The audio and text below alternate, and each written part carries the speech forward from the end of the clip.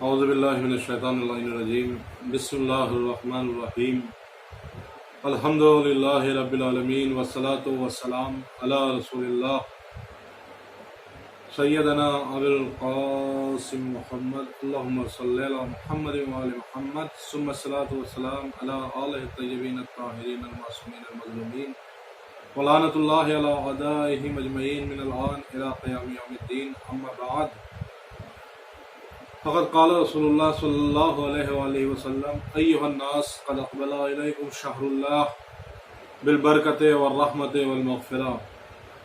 محترم سامعین السلام علیکم، آپ تمام حضرات کی خدمت میں ماہ رمضان کے 28 دن مکمل ہو جانے کی مبارکباد پیش کرتا ہوں۔ مبارکباد پیش کرتا ہوں ان تمام مومنین کو، ان تمام روزہ داروں کو کہ جن کا روزہ بارگاہ خدا میں قبولیت کے درجات پر پہنچ گیا۔ مبارکباد پیش کرتا ہوں ان تمام مومنین کو کہ جو بارگاہ خداوندی میں جو آداب مہمانی ہیں ان کو پوری طریقے سے انجام دے سکے۔ مبارکباد پیش کرتا ہوں ان تمام لوگوں کو کہ جن کی مغفرت خداوند عالم نے اس ماہ مبارک رمضان میں فرمائی ہے۔ مبارکباد پیش کرتا ہوں ان تمام مومنین کو کہ جن کی شب قدر کی عبادات اس مہینے میں خداوند عالم نے قبول فرمائی ہے۔ خطبہ شعبانیہ کے ذیل میں اب تک گفتگو ہو رہی تھی اور تقریباً اختتامیہ مراحل ہیں ماہ رمضان کا بھی اور خطبہ شعبانیہ کا بھی۔ کل گفتگو یہاں تک پہنچی تھی کہ رسول اسلام جب ماہ رمضان کے اعمال اور آداب بیان کر رہے تھے تو مولا کائنات فرماتے ہیں کہ فقمت، میں کھڑا ہوا، وقلت، اور میں نے کہا یا رسول اسلام سے، یا رسول اللہ، اے اللہ کے رسول، ما افضل الاعمال فی ھذا الشہر، اس مہینے میں سب سے بہترین عمل کون سا ہے؟ جس مہینے میں ہر عمل قیمتی ہو جائے، جس مہینے میں ہر عمل کی قیمت ہے، جس مہینے میں سونا عبادت اور سانس لینا تسبیح ہو جائے، اس مہینے میں مولا کائنات سوال کرتے ہیں رسول اسلام سے خطبے کے درمیان کہ یا رسول اللہ، اس مہینے کا سب سے بہترین عمل کون سا ہے؟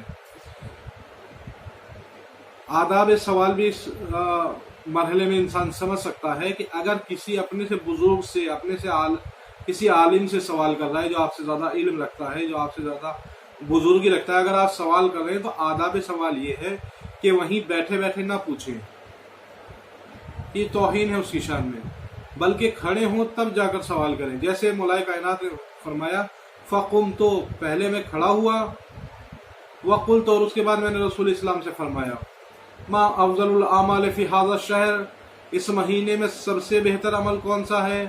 رسول اسلام نے فرمایا الورع عن محارم اللہ، اللہ نے جن چیزوں کو حرام قرار دیا ہے ان سے پرہیز سب سے افضل عمل ہے۔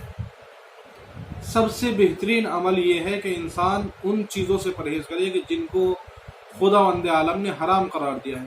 اب یہاں پر ورع کا ترجمہ ہے، پرہیز کر رہا ہوں، تقوی کا مطلب بھی پرہیز ہم لوگ استعمال کرتے ہیں۔ ورع جو لفظ استعمال ہوا پرہیزگاری، اس کے درجات ہوتے ہیں، اس کی کیٹیگریز ہوتی ہیں، اس کی ڈگریز ہوتی ہیں، اس کے اسٹیپ ہوتے ہیں۔ تو ورع کے یعنی پرہیز کے کچھ اسٹیجز ہیں۔ پہلی اسٹیج جو ہے وہ ہے ان لوگوں کا ورع، ان لوگوں کا پرہیز کہ جو توبہ کرنے والے ہیں، یعنی انسان نے جتنے گناہ کیے ہیں، انسان خدا کی بارگاہ میں ہاتھ جوڑ کر توبہ کرے، معافی مانگے، پروردگار معاف کر دے، مگر صرف معافی تک نہیں بلکہ عہد کرے اپنے پروردگار عالم سے کہ پروردگار، آج میں تجھ سے وعدہ کرتا ہوں کہ جن گناہوں کی میں معافی مانگ رہا ہوں انہیں دوبارہ انجام نہیں دوں گا۔ یہ توبہ کرنے والوں کی ورع ہے، یہ توبہ کرنے والوں کی عمل ہے۔ یہ پہلی اسٹیج ہے کہ جب انسان گناہگار ہو اور اسے اپنی غلطیوں کا، گناہوں کا احساس ہو، جب غلطی اور گناہوں کا احساس ہو پھر انسان ہاتھ اٹھائے خدا کی بارگاہ میں دعا کرے، پروردگار معاف کر دے، غلطیاں ہو گئی مجھ سے، انسان ہوں، تیرا بندہ ہوں، تو رحیم و کریم ہے، تو رحمان الرحیم ہے، غفور الرحیم ہے، تیرا علاوہ کون مجھے معاف کرے گا؟ پروردگار سے معافی طلب کرے اور وعدہ بھی کرے کہ پروردگار اب دوبارہ میں اس گناہ کو انجام نہیں دوں گا جس کی میں توبہ کر رہا ہوں۔ یہ پہلا معاملہ، پہلی سٹیج ہے۔ اس کے بعد دوسری منزل اس سے اوپر کی ہے، وہ ہے کہ انسان ابھی تو پہلی منزل تھی کہ انسان ان چیزوں سے پرہیز کرے جنہیں اللہ نے حرام قرار دیا ہے، دوسری سٹیج اس سے تھوڑی اوپر ہے، تو یہ تھوڑا بہتر اور زیادہ بڑا گریڈ ہے۔ وہ کیا ہے؟ پہلی منزل تھی کہ انسان ان چیزوں سے پرہیز کرے جنہیں اللہ نے حرام قرار دیا ہے، دوسری سٹیج وہ ہے کہ انسان نہ صرف ان چیزوں سے پرہیز کرے کہ جنہیں اللہ نے حرام قرار دیا ہے، بلکہ ان چیزوں سے بھی پرہیز کرے کہ جن میں انسان مشتبہ ہو، اشتباہ انسان کو ہونے کا ڈر ہو، حرام اور حلال کے درمیان کنفیوژن ہو کہ حرام ہے یا حلال، تو انسان ان چیزوں میں بھی پرہیز کرے۔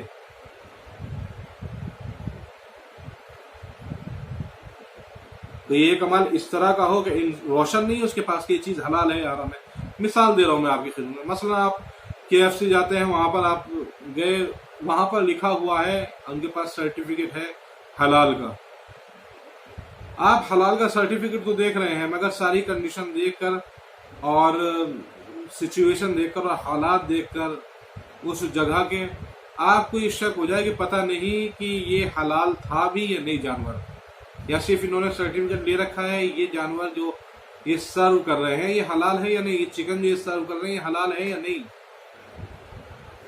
تو یہ منزل وہ ہے کہ اب انسان صرف سرٹیفکیٹ پر ڈیپینڈ نہیں رہے گا، بلکہ چونکہ یہاں پر کنفیوژن ہے، انسان کے سامنے ایک اشتباہ پیدا ہو گیا ہے کہ پتہ نہیں، مشتبہ ہو گیا ہے امر کہ پتہ نہیں حلال ہے یا حرام، تو اب انسان وہ جو محارم خدا سے بچنے والا تقوی اور ورع تھا، پرہیزگاری تھی، اس سے بڑھ کر منزل ہے یہ۔ اب انسان ان چیزوں سے بھی پرہیز کرے گا کہ جن میں کوئی کنفیوژن ہو، حرام اور حلال کے مل جانے کا اندیشہ ہو یا مشتبہ ہو، انسان اس سے بھی پرہیز کرے گا۔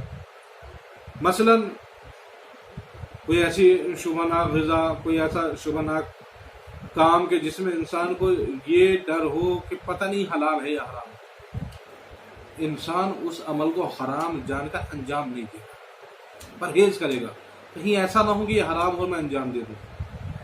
اس کے بعد کی منزل یہ اس سے تھوڑی اور بہتر منزل ہے۔ پہلی والی تھی توبہ کرنے والوں کی ورع، دوسری والی منزل تھی اس سے بہتر جو منزل تھی وہ تھی اہل صلاح کی، کہ جس میں انسان پرہیز کرتا ہے ان چیزوں سے بھی جن کے معاملہ اشتباہ ہو۔ تیسری منزل اس سے اور بہتر ہے، وہ ہے اہل تقوی کی ورع، اہل تقوی کا پرہیز۔ اہل تقوی کا پرہیز کیا ہوگا؟ اہل تقوی نہ صرف ان چیزوں سے پرہیز کرتے ہیں کہ جو حرام ہے،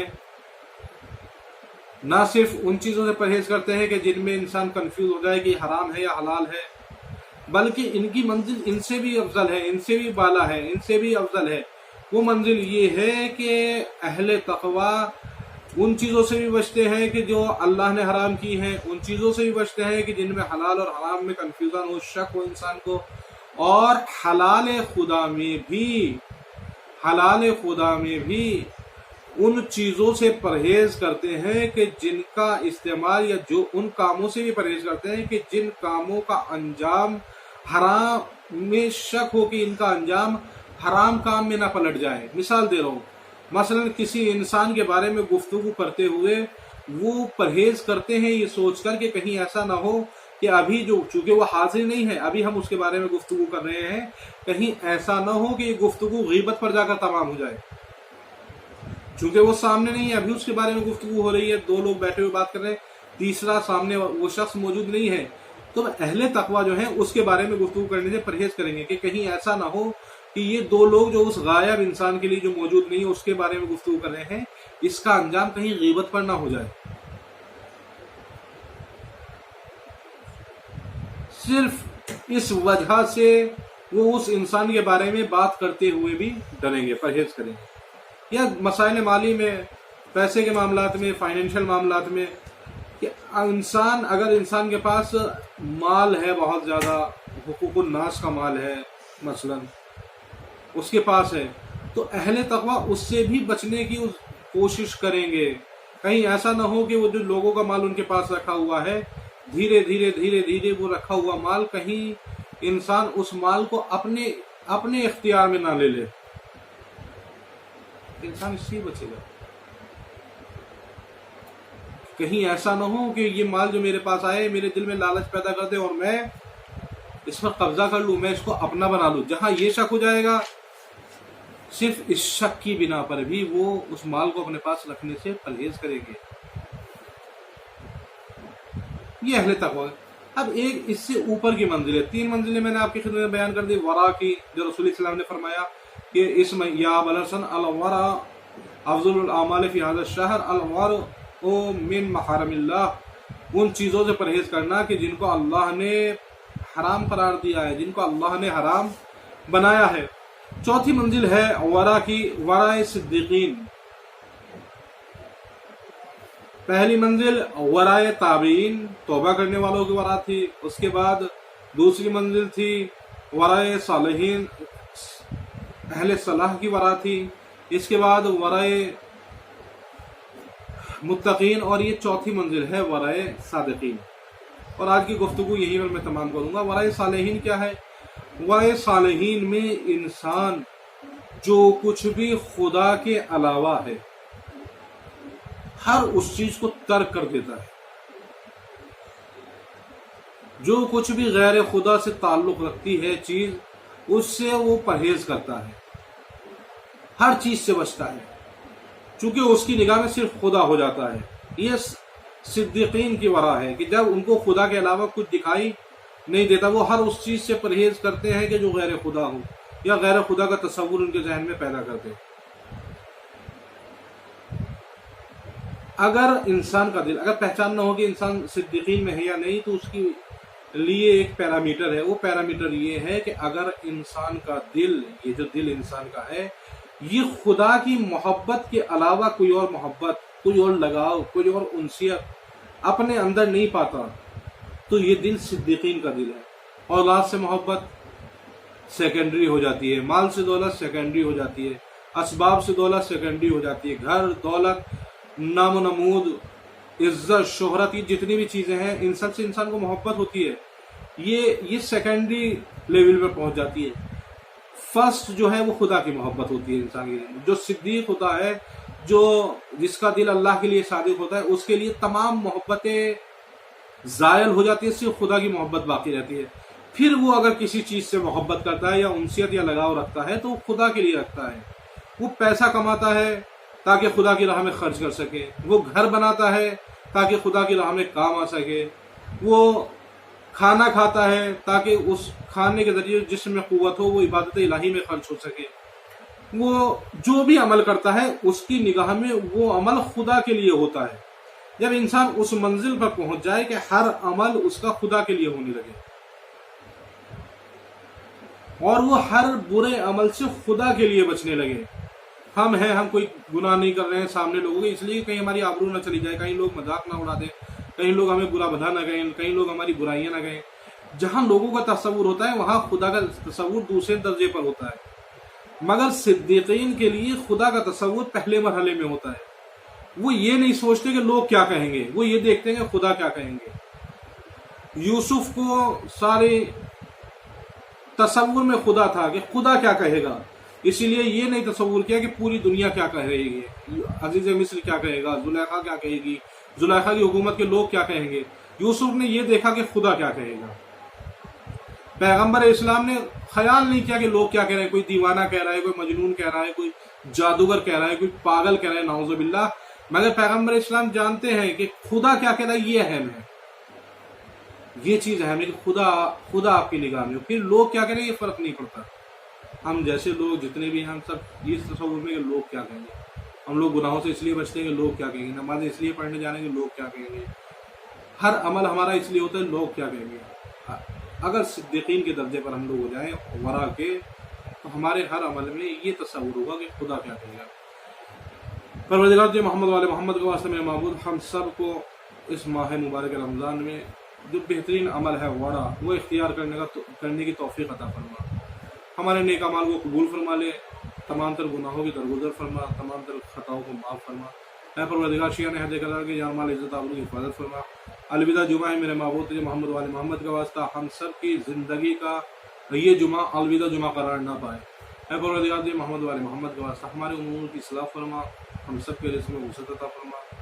शियान हैदर कल्ला की जान माल इज़्ज़त आबरू की हिफाजत फरमा। बैतुल मुक़द्दस को आज़ाद फरमा, मालाजैन किराम की हिफाजत फरमा। ऐ परवरदिगार तुझे मोहम्मद वाले मोहम्मद का वास्ता इमाम ज़माना की मोहम्मद ताजील फरमा, हमें उनके सामान साले का मुहैया फरमा। रब्बना तक़ब्बल मिन्ना इन्नका अंतस समीउल अलीम।